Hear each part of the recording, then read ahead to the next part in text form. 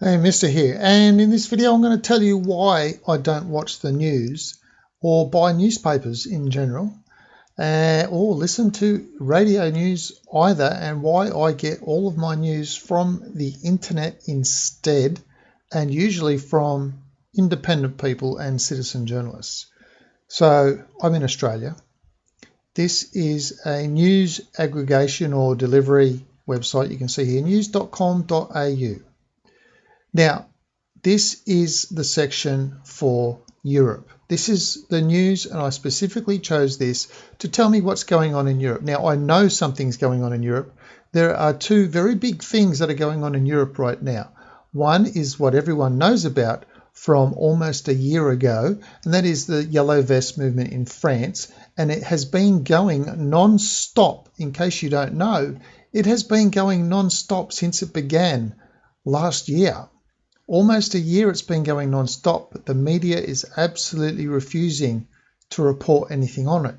The second one, massive piece of news, is that in Holland, in the Netherlands, the farmers have had a protest blocking roads going to The Hague due to stupid restrictions on nitrogen and other things to do with their farming, to the point that it would put them out of business. It would essentially, them trying to meet these idiotic climate change bullshit benchmarks that are being forced on them would put them out of business, essentially ruining their livelihoods. Now, considering that Rotterdam is the largest port in Europe, and that is in Holland or the Netherlands, now think of this.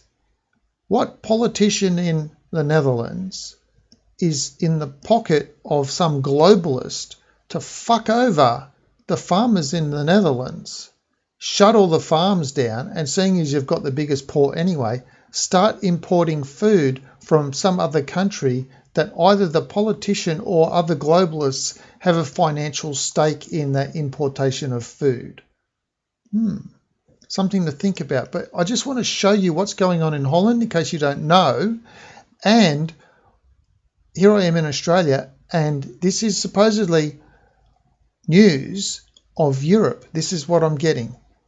News from Europe, specifically about Europe, this section here.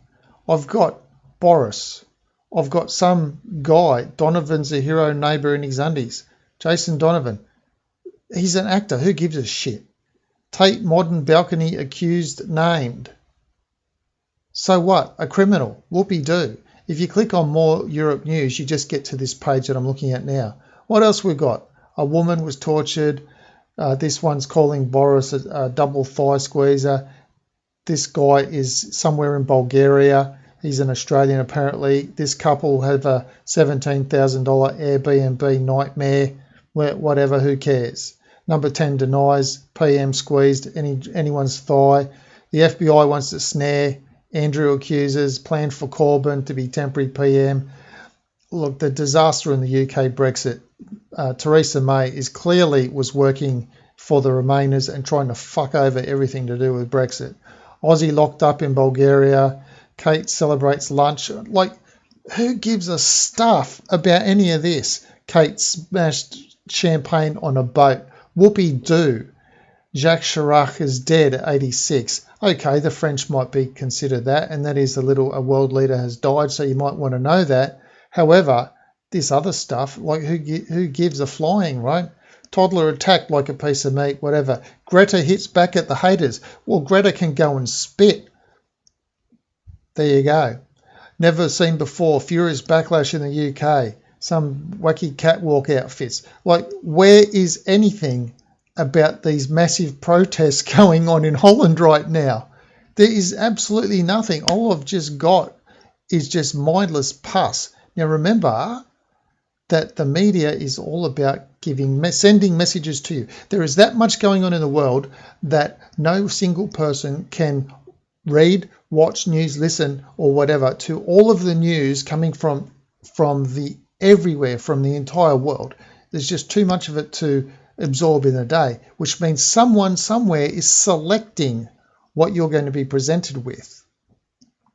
Now, the thing to keep in mind is whatever message they are presenting you, it's because they, whoever the selectors are, want you to think, behave, act and believe a certain way.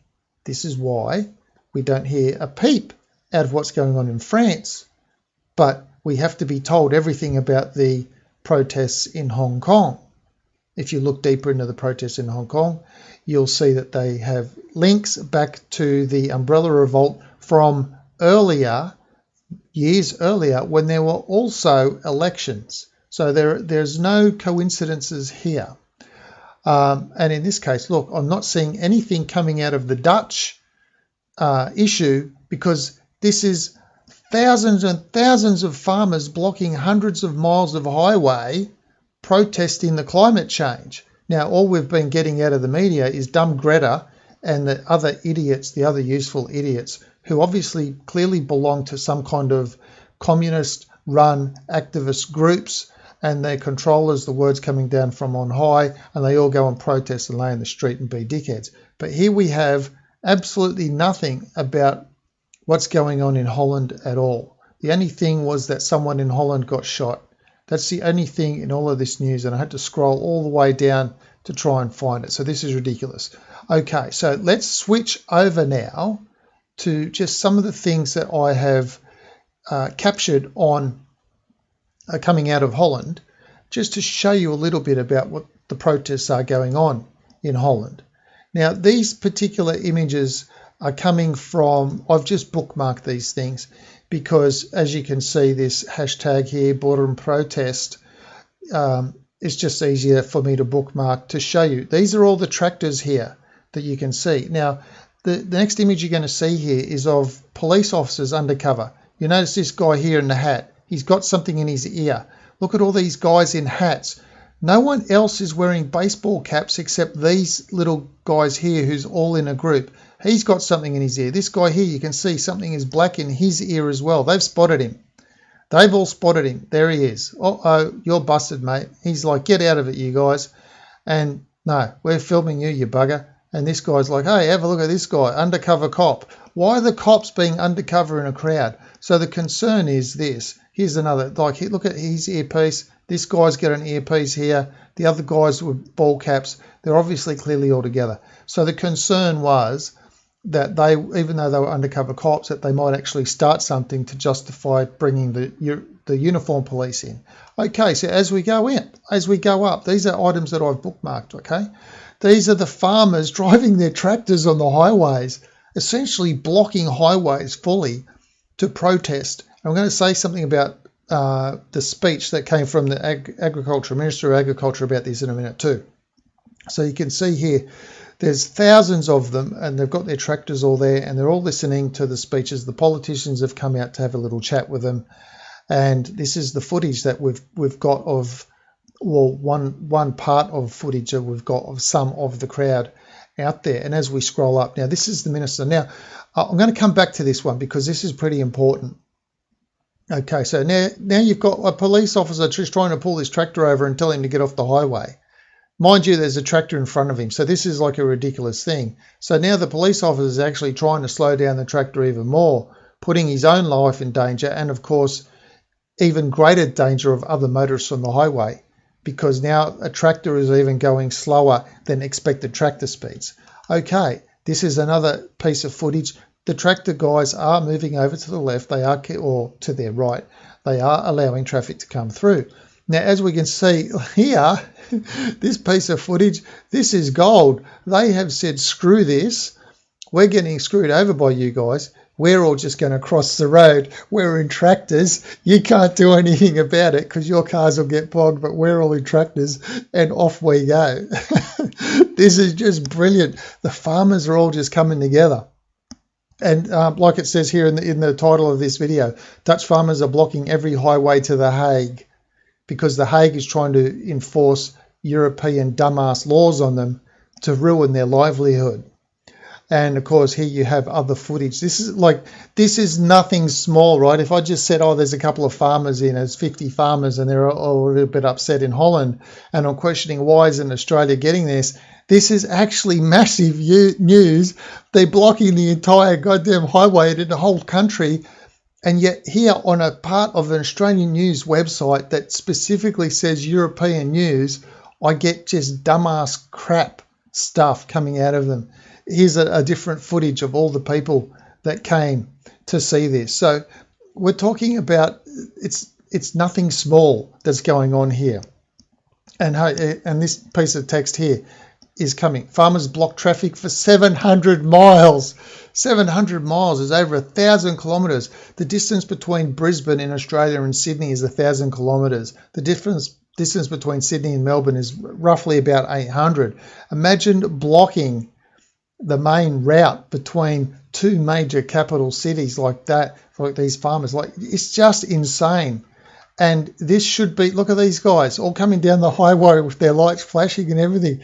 This should be making news around the world, and all we hear about is nothing.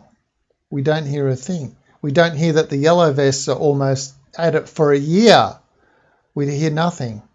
Okay, now the thing that I wanted to point out about this politician here, and now it is raised in this article. The article is in Dutch, so if you don't know how to read Dutch, I'll just give you the rundown of it. So basically, the article is saying, she said to the farmers, there will be no halving of the livestock. And of course, this was great news to them, of course, because if you force them all to get rid of half their livestock, they might as well shut down their farms because they need a certain amount of livestock for a farm to be profitable, right?